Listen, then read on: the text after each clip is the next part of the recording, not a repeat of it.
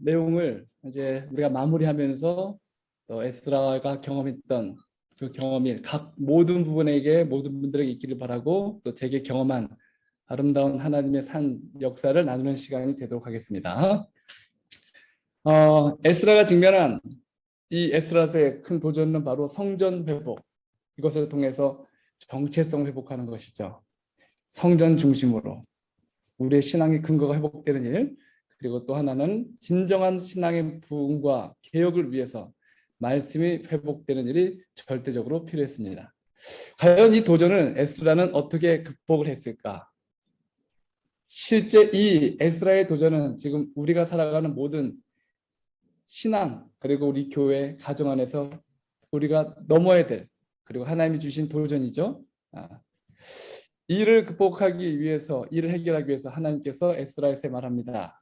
하나님의 감동을 받은 사람들이 성전을 회복하러 올라갑니다. 결국 이 무너진 성전을 회복하고 우리의 재림신앙의 정체성을 회복하는 이 일을 위해서 하나님께서 우리를 부르실 텐데, 이를 위해서 먼저 하나님의 성령에 감동된 사람들 통해서 이루어질 것입니다. 아마 이 다락방 모임에 모이신 여러분들이 이와 같은 하나님의 말씀의 감동으로 정말 이 시대에 무너진 하나님의 율법과 성전 회복되는 이 길에 여러분들을 에스라로 사용해 주실 것입니다. 뿐만 아니라 진실된 부흥과 개혁은 바로 에스라서 7장 31절에 말하는 것처럼 하나님의 말씀으로 감동이 되지만, 하나님의 감동으로 일을 위해서 헌신하지만 결국 내가 하는 것이 아니라 하나님의 손, 바로 하나님 여호와의 손이 내 위에 있으므로 내가 힘을 얻어 일을 하게 되는 것이죠. 그래서 특히 에스라서 7장 위에 보면은 하나님의 손에 대한 언급이 6번이나 반복이 돼요. 결국 진정한 부흥과 개혁, 그리고 성전 회복과 말씀 회복 운동은 내가 할 수 있는 것이 아니라 나와 함께 하신 하나님의 손이 이 모든 일을 다 이루신다는 거예요. 저도 제가 사역을 하면서 이러한 큰 도전을 끊임없이 직면하게 됩니다. 희한하게 하나님은 저를 좀 다른 사람들, 다른 사역자들과 다른 경험들을 할 수 있도록 여러 선교지를 저를 이끌어 주셨는데, 제가 이 에스라의 내용들을 보고 또 사도행전을 보면서 제가 또 마음속에 떠오르는 이 문구가 있었습니다. 바로 시대의 소망 195페이지에 있는 말씀. 모든 참된 제자는 하나님 나라의 선교사로서 태어난다. 생수를 마시는 자는 생명의 샘물이 된다. 받는 자는 주는 자가 된다. 과연 하늘에 누가 갈 수 있을까? 여기 선지자의 말의 내용을 정리해 보면 모든 하나님의 참된 제자, 그들은 하나님 나라의 선교사로 다시 태어난다고 말합니다. 그러니까 하늘나라에 갈 수 있는 사람은 선교사밖에 없어요. 예수님도 선교사였나요? 그렇죠? 베드로도 선교사였고, 아브라함도 선교사였고, 그리고 에스라도 자기 본토를 향하여 다시 돌아가서 회복하고 하나님의 뜻을 이루는 선교사로서 부름받아 간 거죠. 그래서 모든 것을 버려두고, 정착한 그곳을 버려두고 바벨론에서 나와서 이 생명의 샘물을 나눠주기 위해서 떠나게 된 겁니다. 결국 선교사가 되는 일은 선택이 아니고 그것은 필수입니다. 우리 모두는 다 선교사로 부름받았죠. 어머니로서 가정의 선교사, 교회를 회복하는 선교사, 그리고 우리 지역 주민들을 위해서 하나님의 나라를 확장하는 선교사. 여러분, 내가 나이가 너무 많아서 이런 활동을 하지 못할 때 기도로서 세계를 위해서, 세계 선교를 위해서 기도하시면 여러분은 벌써 선교사가 되는 것이죠. 그래서 보내진 선교사, 그리고 보내는 선교사들이 함께 협력해서 마지막 하나님의 위대한 선교 사업이 마쳐지게 될 것입니다. 에스라의 사명은 이렇게 이루어지게 되겠죠. 성전 회복, 말씀 회복을 통해서 부흥과 개혁. 저는 하나님께서 참 새로운 여러 경험들을 하게 하셨는데, 제가 나이가 33세쯤 됐을 때 하나님께 기도했어요. 하나님, 예수님은 33세에 십자가에 달려 돌아가셨는데 저는 33세 되면 어떻게 될까요? 예수님이 십자가에 달려 돌아가셨으니까 저도 십자가에 달려 죽어야 되는 경험을 해야 되는데, 이게 제 고민이었습니다. 저는 이렇게 말씀을 그대로 제 삶 속에 적용하는 것을 상당히 의미 있게 생각하고 살아왔어요.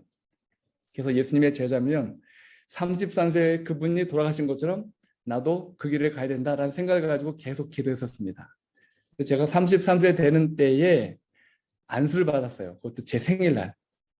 그리고 안수를 받은 그 해 바로 저는 휴직을 했습니다. 휴직을 하고 인도네시아로 가기로 결심을 했죠. 오지에. 그 인도네시아 연합회가 저를 부른 것도 아니고 거기 합회가 저를 부른 것도 아니고 그냥 휴직을 하고 그곳에 선교사 운동이 필요하다는 요청이 있어서 갔습니다. 물론 저를 아는 사람도 없고 그 일을 위해서 지원해 줄 재정도 없었습니다. 그냥 가서 무작정 가서 시작을 한 거죠. 그곳에 말씀이 필요하고 그리고 청년들을 훈련시켜야 된다는 사명을 하나님께서 말씀을 통해서 주셨기 때문에 그냥 무턱대고 갔습니다. 그냥 하나님의 감동이죠. 근데 결국 이 일이 어떻게 이루어질까? 근데 결국 하나님께서 다 이루시더라고요. 또 인도네시아 천명선교사 훈련을 마치고 또 삼육대학에 돌아와서는 우리 한국의 청년들에게 다시 한번 제자 훈련을 통해서 선교의 비전을 심어주라는 하나님의 도전을 가지고 또 사역을 할 때 하나님께서 또 그 일을 이루어주셨어요. 그리고 가장 척박한 땅 강남에서 선교를 목회를 하면서 하나님께서 선교사 운동을 또 해야 된다는 또 사명을 주셔가지고 컴파스 선교사 운동을 하면서 하나님께서 귀한 역사 가운데 청년들이 말씀으로 교회를 살려야 된다라는 꿈을 가지고 평신도 사역자로서 살고자 하는 그런 꿈을 가지고 이 선교사 운동을 저희들이 같이 함께 진행하게 되었고 지금은 예상치도 못하게 눈 떠보니까 파키스탄에 와 있더라고요. 정말 쉽지 않은 문화적으로 선교적으로 쉽지 않은 곳이지만 이곳에 와서도 불평불만이 많았죠. 물론 하나님의 감동으로 왔지만 내가 왜 이곳에서 이런 고생을 하며 있을까? 그렇지만 그때마다 하나님이 주신 말씀과 그리고 그 감동 그리고 역사하시는 하나님의 손길을 통해서 지금까지 사역을 하게 되었고 그리고 지금은 이 대학을 통해서 파키스탄의 예루살렘 그 일을 준비하기 위해서 천명선교사 운동이 올해 바로 시작이 되었습니다. 제가 선교사 운동을 또 청년들을 제자 훈련시키기 위해서 모슬렘 땅에 발길을 옮길 때 하나님께서 저에게 아주 놀라운 역사를 통해서 제가 이 사역에 확신을 갖게 하시는 일들이 여러 가지 있었는데 그 중에 하나를 좀 소개합니다. 제가 처음 인도네시아에 이제 선교를 하러 떠날 때 물론 이제 그 당시 저희 아이가 8개월밖에 되지 않았습니다. 다들 미쳤다 그랬죠. 제가 저희 아이를 교통사고로 잃은 지 얼마 되지 않은 상태였고 그리고 이제 2년 후에 저희 아이를 하나님께서 주셨는데 이 오지 그 제2의 아마존이라는 그 오지로 저희 가족들을 데리고 선교를 떠난다고 하니 주변에 있는 사람들이 다 말리죠. 저희 어머니도 뭐 목회자들도 말리고 그런데 하나님의 부르심을 받고 거절할 수가 없는 거예요. 그래서 먼저 가족들 놔두고 저 혼자 먼저 비행기를 타고 출국을 하게 되었습니다. 비행기를 타고 가는데 비행기 속에서 하나님께서 제게 질문하시는 거예요. 야 성배야 너 지금 어디 가니? 예, 제가 가고자 하는 것은 바로 인도네시아 가장 붕벽진 오지 와메나에 선교하러 갑니다. 근데 그런 질문이 또 마음속에 들리는 거예요. 어디 가니? 어디 가니? 제가 와메나 간다 그랬죠. 그 오지. 그곳에 선교하러. 그런데 제가 세 번째 그 마음속에 질문을 받을 때는 제가 뭐라고 대답했냐면 예 하나님 제가 인도네시아 전역에 복음을 전하러 갑니다. 이렇게 제가 대답을 한 거예요. 그 대답을 한 저를 자신을 보면서 저 스스로도 웃었어요. 인도네시아 말도 제대로 못하고 영어도 제대로 안 되는 제가 인도네시아에서 모든 민족에게 선교를 전하겠다. 복음을 전하겠다. 여러분 인도네시아는요. 섬이 14,000개나 있고 언어가 450개입니다. 근데 이 어마어마한 최대 도서국인 인도네시아에 복음을 전한다? 말도 안 되는 대답을 했는데도 불구하고 마음속에 평안이 밀려오는 거예요. 그리고 이제 자카르타에 도착했습니다. 그리고 강가에 가서 이제 바닷가에 가서 기도를 하는데 정말 밤 10시부터 12시까지 손을 높이 들고 그냥 알지도 못하는 저 수평선 너머에 있는 수많은 백성들을 위해서 제가 눈물을 흘리면서 기도하고 있는 거예요. 제가 기도한 게 아니라 하나님이 그 마음을 주셨어요.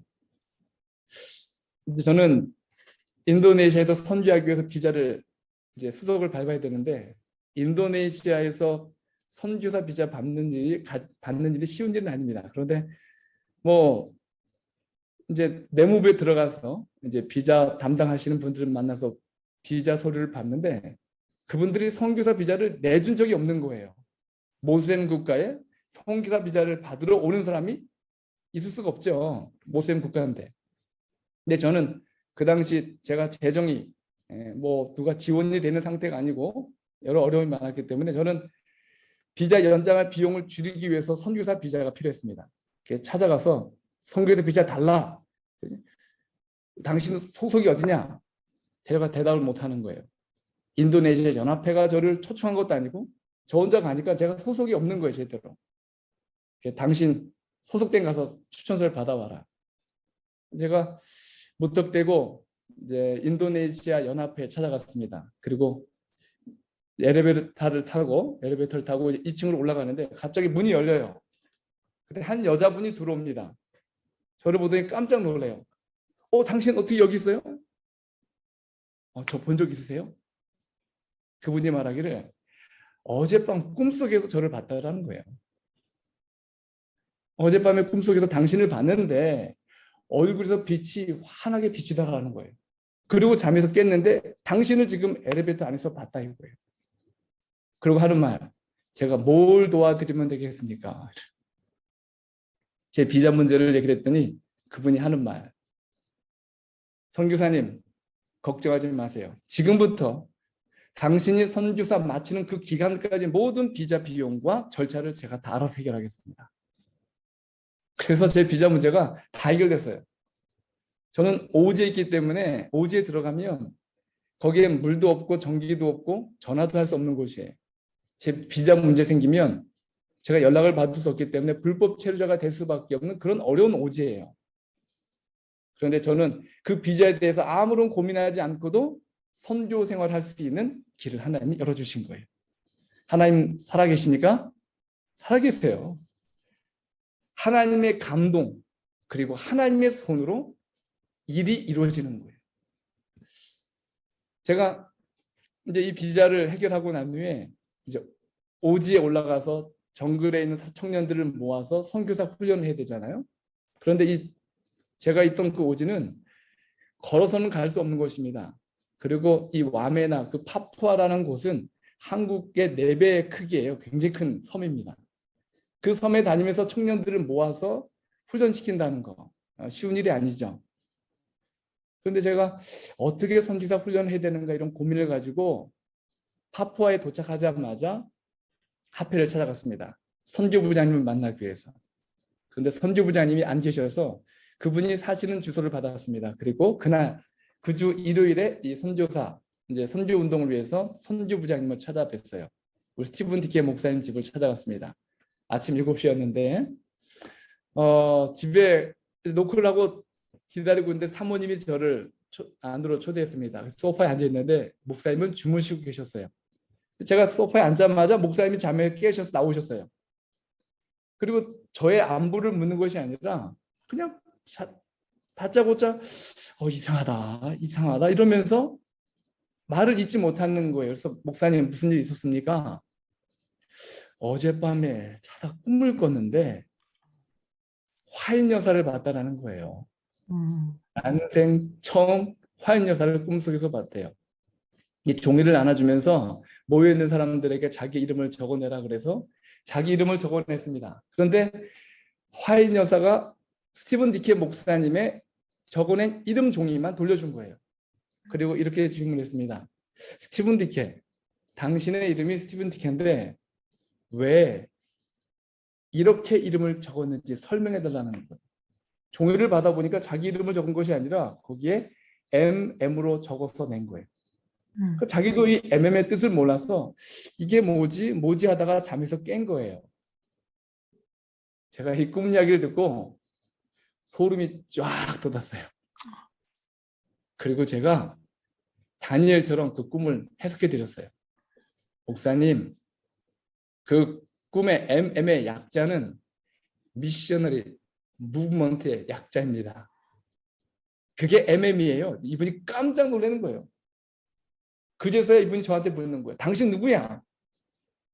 제가 MM입니다. 제 이니셜이 MM이에요. 1000 Missionary Movement. 그래서 MM을 써요. 제가 MM입니다. 당신 왜 왔어? MM 하러 왔습니다.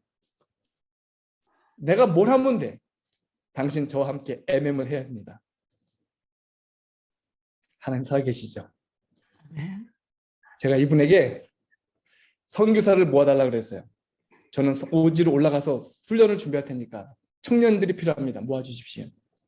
이분 하는 말 걱정하지 마십시오. 제가 매주마다 지역교회를 방문하면서 청년들을 모아서 보내겠습니다. 청년들 있으면 뭐해요? 파송을 하면 월급을 줘야 되는데 제 월급도 제대로 해결이 안 되는 상태에서 이 선교사들의 월급을 어떻게 주겠습니까? 이분한테 그 얘기를 했더니 걱정하지 마십시오. 제가 교회마다 다니면서 성도들에게 헌금을 모아서 이 일이 진행될 수 있도록 월급을 지원하겠습니다. 월급이 또 지원되면 뭐합니까? 선교사도 훈련하려면 그 오지로 올라오기 위해서 비행기를 타고 올라와야 되고 훈련이 마치고 나면 그 정글들을 걸어갈 수 없기 때문에 다 비행기로 보내야 돼요. 경비행기로. 그 경비행기 비행기 값이 어마어마합니다. 이분이 하는 말 걱정하지 마십시오. 이 파키스탄 파푸아에 우리 재림교회 비행 선교단이 있습니다. 그 선교단의 모든 비행 일정을 선교사들을 먼저 파송하는 일에 모든 일을 경비를 투자해서라도 지원하겠습니다. 아멘. 결국에 저는 한 일이 아무것도 없어요. 하나님이 다 이루시고 계획하신 일을 저는 구경하러 간 거예요. 하나님은 이렇게 일하십니다. 왜 우리 안에 우리의 교회 신앙 안에 이런 하나님의 역사를 볼 수 없을까? 먼저는 우리가 하나님 앞에 진정한 말씀과 기도의 감동으로 성령 충만함의 역사가 정말 필요하고 그리고 그럴지라도 인간의 생각과 계획이 앞서는 것이 아니라 내 의지와 계획이 앞서는 것이 아니라 하나님만이 이루실 수 있다라는 전적인 믿음과 온전한 헌신이 이루어질 때 초대교회와 같은 똑같은 하나님의 역사는 지금도 일어나고 있습니다. 그리고 일어날 것입니다. 제가 참 좋아하는 말이 가라사다에라는 말입니다. 대저 모든 하나님의 말씀은 능치 못하심이 없느니라. 하나님이 세상을 창조하셨죠? 말씀으로 창조하셨습니다. 이 말씀으로. 빛이 있으라 하시니 빛이 있었죠? 창조의 말씀. 여러분, 그 창조하셨던 말씀과 이 성경 말씀은 같은 말씀인가요? 같은 말씀이죠. 제가 교회 가서 성도들에게 갑자기 설교하다가 박수 한번 시작 이러면 갑자기 박수를 한번 딱 쳐요. 다시요, 박수 2번 시작. 교회들이 박수 2번을 쳐요. 그리고 제가 질문합니다. 여러분 왜 박수 치셨어요? 목사님 말씀하시니까요. 저같이 형편없고 무능한 사람이 말을 해도 사람들이 박수를 치는데 저는 아무것도 한 일이 없어요. 여러분, 전능하신 하나님이 말씀하시면 이루어질까요? 안 이루어지는 게 기적이죠. 이루어지는 건 당연한 일이고 이루어지지 않는 건 기적이에요. 어떻게 하나님이 이 성경에 말씀하신 약속을 믿고 사는 우리의 삶 속에 하나님의 말씀의 역사가 일어나지 않을 수가 있습니까? 기적은 상식이죠. 기적이 일어나지 않는 것이 몰상식이에요. 여러분, 하나님께서 말씀을 통하여 우리를 통하여 당신의 계획된 일을 이루시기를 원하십니다. 그러기 위해서 바로 에스라가 말씀을 붙들고 기도로 하나님께 나아간 것처럼 요한복음 15장 7절에 너희가 내 안에 거하고 내 말이 너희 안에 거하며 무엇인지 원하는 대로 구하라 그리하면 이루리라. 아멘. 전 이 말씀을 확실히 믿습니다.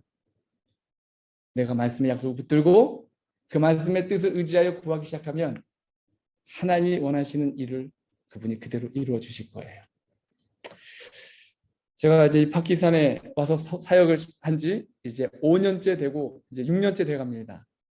모슬렘 인구가 97%. 뭐 자주 테러가 일어나죠. 그리고 세계 모슬렘 인구가 두 번째로 많은 나라입니다. 제일 모슬렘 인구가 많은 1위 국가는 인도네시아고, 그리고 두 번째 모슬렘 인구는 바로 파키스탄입니다. 어떻게 하나님께서 저를 이런 곳으로 인도하셨는지 모르겠어요. 인도네시아, 그 다음에 또 파키스탄. 그런 가운데서도 재림교인이 14,000여 명이 있습니다. 그리고 북한을 제외하고는 기독교 폭력 세계 1위입니다. 여성 인권이 최하위예요. 그래서 명예살인으로 죽는 여자들이 1년에 1,000명이 넘어요. 부모님이 원하는 결혼하지 않았다고 1,000명 정도가 가족에 의해서 살해당하고 있어요. 이런 곳에 하나님께서 삼육대학을 세워주셨습니다. 바로 1920년대에 세워주셨고, 초중고 대, 그리고 저희 캠퍼스 안에는 특히 모슬렘 학생들을 위한 학교도 따로 운영하고 있어요. 약 850여 명의 학생들이 공부하고 있고, 75% 이상이 그 기독교 학생 중에 타기독교 학생들이에요. 기독교 이념을 가지고 학교를 운영하는 것은 저희 학교밖에 없습니다. 그래서 각 종파에서 성도들이 저희 학교 소식을 듣고 자녀들 보내와요.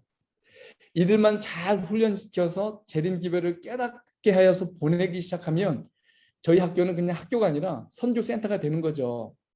그러니까 제가 이 학교 온 학생들을 저는 선교사로밖에 안 보여요. 하나님, 이번에 또 애들이 들어오네요. 그 아이들 중에 또 준비시켜서 자기 고향으로 돌아가서 진리의 기별을 전하게 해주십시오. 제가 이 파키스탄에 와서 참 안타까운 소식들을 접하는데, 제가 오기 전에 바로 2014년에 있었던 사건입니다. 샤마와 샤자드 부부인데요. 유일한 기독교인이었습니다. 한 마을에. 그런데 신성모독죄, 돈을 빌려준 사람이 돈을 갚기 싫어서 이 두 부부에게 신성모독죄라는 누명을 씌웠어요. 바로 이 종교 지도자, 모슬렘 종교 지도자를 모욕했다라는 신성모독죄 누명을 씌워가지고 즉시 바로 그 즉결 심판으로 해서 산채로 화형당했습니다. 벽돌 굽는 가마에 태워 죽였어요. 당시 그 아내는 임신 6개월 된 상태였습니다. 그리고 그 벽돌 가마에서 남은 그들의 뼈, 그리고 이빨입니다. 이들에게 남겨진 세 자녀가 있었습니다. 할아버지가 돌보고 있었고, 그리고 신성모독죄에 걸리면 자식까지도 위험해요. 그래서 특별 NGO 단체가 이 아이들을 보호하게 됐습니다. 근데 3년 전에 이 NGO 단체가 저희 학교를 찾아왔어요. 그리고 캠퍼스를 둘러보고 높은 담벼락으로 되어 있는 이 큰 캠퍼스를 보고 안심했던지 이제 그 큰아들이 초등학교 들어갈 때가 됐는데 학교를 보낼 수가 없는 거예요. 위험하니까. 다 모슬렘 학생들이 다니는 학교니까. 그 아이들이 만약에 이 아이의 부모님이 신성모독죄로 죽었다는 사실을 알면 이 아이도 큰 핍박을 받을 수 있어요. 학교를 둘러보더니 안심이 되든지 NGO 총무가 이 학생의 이야기를 합니다. 제가 그래서 깜짝 놀랐어요. 제가 기사로 봤던 그 사건의 아이가 제 눈앞에 있는 거예요. 그리고 이 학교에 맡길 수 있도록 요청하셨어요. 이 아이가 처음 학교 와서 얼마나 긴장하던지 이 보호단체에서 떨어져서 이제 이 학교에 와 있으니 긴장이 되죠. 제가 이 아이에게 하나님에 대한 이야기를 하고 그 하나님의 신앙을 잘 붙들면 우리가 너희 돌아가신 아버지를 우리가 재림 때 만날 수 있다라는 확신을 심어주고 이 아이에게 용기를 주면서 학교 생활을 시작하게 하였습니다. 뭐 열심히 학교 생활을 하죠. 음악도 배우고 영어도 배우고, 그리고 기도주일에는 이 아이가 제일 앞에 먼저 뛰어나가서 자기가 이 나라를 위해서 선교사가 되겠다, 제자가 되겠다 고백하는 모습을 여기 사진에 올려놨습니다. 모슬렘 종교로 인해서 핍박받고 희생당한 부모님, 그 민족을 위해서 이 아이가 선교사로 제자로 헌신하겠다는 그 작은 어린이의 마음의 소망을 볼 때 제 마음이 뜨거웠고 이 학교의 존재의 목적을 확인하게 되었습니다. 어떤 부모는 이렇게 아이들을 우르르 데리고 와요. 아이를 받아달라고. 근데 이 아이들을 학교 입학시키려면 기숙사 생활비 뭐 해가지고 한 사람당 한 6만 원 정도 드는데 여기 사람들이 받는 월급은 많이 받아봤자 15만 원, 20만 원 이상 되지 않아요. 이 3명의 아이들이 들어오면 이분 월급으로 감당이 안 되죠. 그래서 제가 당신 무슨 능력으로 이 아이들을 다 입학시킬 생각을 하냐? 아무 말도 못해요. 그러더니 하는 말, 목사님, 제 둘째 아들이 학교를 갔는데 다 모슬렘 학생들이잖아요. 이 아이가 유일한 기독교 학생인데 친구들이 이 아이를 괴롭히면서 팔을 부러뜨렸어요. 그런데 돌아와서 회복을 하고 다시 학교를 갔더니 너 또 왔네? 기독교 아이 또 왔네? 그리고 부러진 팔을 또 부러뜨린 거예요. 그러니 이 아이가 어떻게 학교를 갈 수 있겠어요? 마음이 아프더라고요. 아무 대책 없이 아이를 데려왔지만 하나님께서 도와주셔서 또 한국에 잔매교를 맺을 수 있는 후원자를 주셔가지고 연결해서 이 아이가 얼마나 학교를 재미있게 뛰어다니고 공부하고 있는지 모릅니다. 이렇게 저희는 이 학교를 찾아온 학생들을 정말 이 시대의 다니엘과 요셉으로 키우고자 하는 마음을 가지고 준비하고 있습니다. 그 중에 정말 특출한 학생들 또 준비해서 이 학생들을 미래 우리 교회 지도자 하기 위해서 이 중에 한 학생이 높은 점수를 받게 돼서 의대를 보내게 됐는데 여기 아이들 의대 가려면 1년에 한 1,000만 원 이상 듭니다. 기독교 아이들은 공부를 잘해도 절대로 갈 수가 없어요. 죽어다 깨도 갈 수 없는 것이 의대예요. 왜냐하면 평생을 모아도 이 아이의 학비를 댈 수가 없어요. 감사하게도 또 하나님께서 또 연결해가지고 미국의 어떤 한 분이 이 아이의 학비를 대준다 그래서 이 아이가 이제 이 공부를 마치게 되면 저희 파키스탄 제림병원에서 일하게 돼요. 파키스탄의 제림병원에 있는데 의사가 없어요. 그래서 모슬렘 사람들을 고용해서 씁니다. 파트타임으로. 그래서 번 돈은 다 그 모슬렘 의사들에게 가요. 이 아이가 그 마음을 가지고 이제 그곳에 의료선교사로 준비되기 위해서 노력하고 있고 지금 2학년 다니고 있는데 이 아이는 전교 그 같은 학년 학생들 중에 항상 2등을 해요. 얼마나 자랑스러운지 모릅니다. 저는 이곳에 와서 제자훈련에 대해서 시간을 많이 투자하고 있습니다. 처음에 6명으로 시작했던 이 제자훈련이 이제 제자가 제자를 낳고 또 제자를 낳고 그 지금 이번 주에 저희들이 제자훈련 컨벤션 합니다. 이제 시작된 제자훈련에 벌써 제가 알지도 못하는 얼마나 많은 사람들이 연결돼서 또 제자가 제자를 낳는지 몰라요. 이제 이 사람들이 이번 금요일 토요일 날 와서 저희들이 이곳에서 간증을 하고 또 제자로서 살아갈 생각을 가지고 우리가 헌신하는 시간을 갖게 될 것입니다. 또 유튜브 채널을 통해서 저희들이 우리 기별을 올려서 불특정 다수 모슬렘 사람들에게 직접 선교할 수 없지만 이들이 메시지를 접촉해서 깨닫는 건 아무도 말 수가 없어요. 한 번은 제가 파키스탄에 있는 국회를 갔는데 어떤 높은 지위에 있는 그 국회에서 일하는 분이 저한테 찾아왔어요. 그리고 구석으로 데려가더니 저를 손을 붙잡고 저 정말 충격적인 말을 들었어요. 목사님, 제가 재림교의 기별을 다 깨닫고 받아들였습니다. 힘내주십시오. 여러분 이렇게 준비된 사람도 있어요. 지난주 금요일은 또 다른 지역을 방문 갔습니다. 천주교의 지역이에요. 아버지가 47년 동안 목회한 그곳의 아들이 우상 숭배가 잘못됐다는 사실, 안식일 기별이 맞다는 사실을 깨닫고 천주교에서 나왔어요. 그리고 3년 동안 성경학교를 만들어서 자기 스스로 기별을 전하고 있었어요. 안식일 기별. 그러다가 재림교회 기별을 깨닫고 거기에 그중에 3주 전에 함께 일하던 그 교단의 수녀가 또 개종하고 나왔어요. 얼마나 하나님의 역사가 살아있는 역사인지 모르겠습니다. 이런 복음의 역사들이 끊임없이 파키스탄에 이루어지길 바랍니다. 그리고 저희는 교회 개척과 학교 개척을 위해서 또 계속 준비하고 있고 그리고 훈련된 채용되지 못하는 재정이 없기 때문에 목회자를 채용할 수 없어요. 그래서 이 사람들을 따로 저희들이 후원금을 마련해서 훈련시켜서 교회 개척을 위해서 파송하고 있습니다. 그리고 학교 개척을 위해서 우리 교육학과 학생들이 준비하고 있고 보니까 이곳에 와보니까 영적으로 채울 수 있는 예언의 신의 글이 없어요. 그래서 지금 번역 작업을 열심히 하고 있습니다. 시대소망, 정로의 계단, 교리책도 지금 마무리돼서 출판 준비하고 있고요. 계속해서 저희들이 재정이 있어서 하는 것이 아닙니다. 그냥 기도하고 하면 하나님이 이루어주신다 생각가지고 하는데 하나님이 그때마다 꼭 필요하게 역사하시더라고요. 저는 지금 1000명 성교사 훈련단을 짓고 있습니다. 그리고 40개 기도실을 통해서 선교사들, 목회자들, 평신도들, 교사들, 청년 제자 훈련 이를 위해서 지금 시작하고 있어요. 맨 땅에 헤딩하고 있습니다. 하나님께서 이루어질 걸 믿고 어떨 때 우리 재무부장이 와서 물어요. 목사님, 지금 철근이 필요합니다. 어떻게 하면 좋겠습니까? 우선 학교동 갔다가 써. 저는 얼마 지출되는지도 몰라요. 그냥 진행하고 있습니다. 하나님께서 역사하실 걸 믿고 있기 때문에. 그리고 이 훈련센터를 통하여 매년마다 수많은 평신도들과 목회자들이 복음의 일꾼으로 거듭나서 에스라로서 파키스탄의 복음의 역사를 이루어줄 걸 믿으면서 일하고 있습니다. 그리고 저의 마지막 가장 큰 수건 사업은 바로 의료 선교사를 배출하는 일입니다. 이 파키스탄은요, 거의 한 70%는 다 당뇨 환자들이에요. 특히 모슬렘 사람들은 밤에 먹는 습관이 있기 때문에 또 이렇게 라마단이란 30일 금식기도 마치면 거의 축제예요. 그러니까 밤에 모여서 먹다 보니까 당뇨가 당뇨자 너무 많아요. 우리 재림교회는 당뇨 환자들 우리 기별대로 하면 뭐 빠르면 열을 한 달 안에 고칠 수 있잖아요. 저희가 이 간호학과를 준비해서 이들을 준비시켜서 모슬렘 사람들이 병만 나오면 기별을 받을 수 있는 준비가 됩니다. 그래서 저희들이 이제 지금부터 허리띠를 졸라매고 이제 이 간호학과를 설립하기 위해서 저희들 기도하고 있습니다.